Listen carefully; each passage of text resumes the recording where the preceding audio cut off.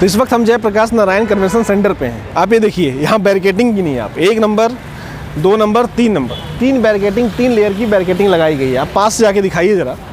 अगर 3 लेयर की बैरिकेटिंग लगाई गई है तो सोचिए कितना बड़ा यहाँ पर मामला होगा, कितना ज़्यादा सरकार को खतरा है, कितना ज़्यादा सरकार चिंतित है। अगर ये 3 लेयर की बैरिकेटिंग है तो इस बैरिकेटिंग ये बताती है कि सरकार की चिंता कितनी बड़ी है। और चिंता किस बात की है?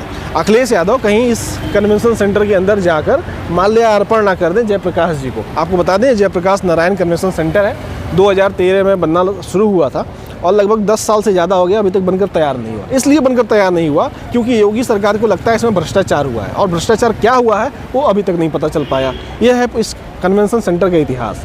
और पिछली साल ये जो सामने आप गेट देख रहे हैं, जहाँ पर लाल रंग की स्याही पुती हुई दिख रही है, वहाँ पर उसी रास्ते पिछले साल अखिलेश यादव क्रॉस करके गए थे अंदर, और वहाँ पर उन्होंने जयप्रकाश नारायण को माल्यार्पण किया था।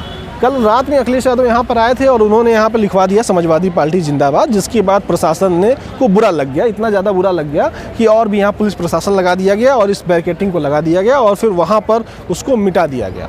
तो वह जो प्रशासन के ईगो पे जो चोट पहुंची है, जो सरकार के ईगो पे चोट पहुंची है, उसके कारण यह बैरिकेटिंग लगाया गया। इस रास्ते को बंद करने की बात की जा रही है। अभी थोड़ी देर में इस रास्ते को बंद कर दिया जाएगा। और आपको बता दें कि अखिलेश यादव के घर के बाहर भी कुछ इसी तरीके की बैरिकेटिंग लगाई गई है, जिसके बाद यह पूरा जयप्रकाश नारायण कन्वेंशन सेंटर के बाहर का माहौल है। और इधर अगर आपको दिखाएं अगर हम आपको दूसरी तरफ दिखाएं तो इस तरफ आप देखिए, तमाम बड़े बड़े अधिकारी पुलिस के वह मौजूद हैं, वह रणनीति बना रहे हैं कि किस तरीके से समाजवादी पार्टी के लोगों को आने से रोक लिया जाए। उसके पीछे अगर आप देखें तो आपको वज्र दिखाई देगा, तमाम वह वाहन दिखाई देंगे जिससे भीड़ को नियंत्रित करने के लिए पुलिस इस्तेमाल करती है। तो यानी पुलिस पूरी तरीके से अपना सारी व्यवस्था करके बैठी हुई है। और किस तरीके से उनका ये मानना है कि अखिलेश यादव को यहाँ पर नहीं आने देना है, अखिलेश यादव को यहाँ पर आने से रोकना है, यही पूरी मंशा है।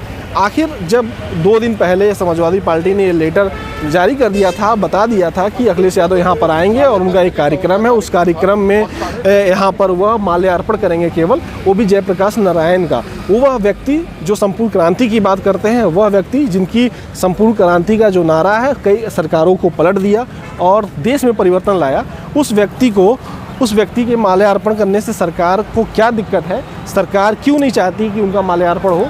वहीं विपक्ष का यह आरोप है, विपक्ष ये कह रहा है कि सरकार इस कन्वेंशन सेंटर को बेचना चाह रही है। इस कन्वेंशन सेंटर में आखिर ऐसा है क्या कि सरकार बेचना चाहती है? तो आपको हम बता दें, सरकार इसलिए इस कन्वेंशन सेंटर को बेचना चाह रही है, यह आरोप लग रहा है। और इस कन्वेंशन सेंटर में क्या महत्वपूर्ण है कि इसका अगर आप टॉप फ्लोर देखेंगे, इस कन्वेंशन सेंटर का अगर आप सामने देखिए, टॉप फ्लोर आप देख रहे हैं, ये आपको दिखाई दे रहा है JPNIC। मैं अपने वीडियो जर्नलिस्ट से कहूँगा कि जूम कर लें, हाँ जूम करके दिखाएं, JPNIC आपको दिखाई दे रहा है। और उसके टॉप फ्लोर पे आपको हेलीपैड दिखाई दे रहा है। तो वो हेलीपैड ऐसा है कि कोई भी बड़ा व्यक्ति, कोई भी VIP सीधा उस पर लैंड करेगा, नीचे अपनी लिफ्ट से जाएगा, अपने तमाम इसमें अलग अलग कन्वेंशन सेंटर के अंदर तमाम अलग अलग ऑडिटोरियम है, उसमें जो भी उनका कार्यक्रम रहेगा उस कार्यक्रम को में शामिल होगा।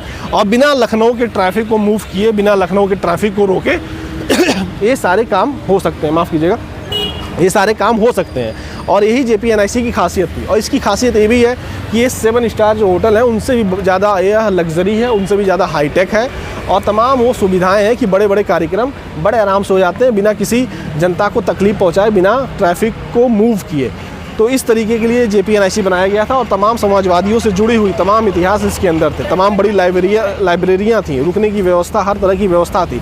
सरकार का जो पैसा खर्च होता है अलग अलग कार्यक्रमों में, अलग अलग जगहों पर, उस पैसे को बचाकर जनता का एक पैसा एक जगह लग जाए, जिससे आने वाले भविष्य तक जनता के लिए जो बड़े बड़े कार्यक्रम होते हैं वह कार्यक्रम आसानी से हो सके। इसके लिए जयप्रकाश नारायण कन्वेंशन सेंटर बनाया गया था।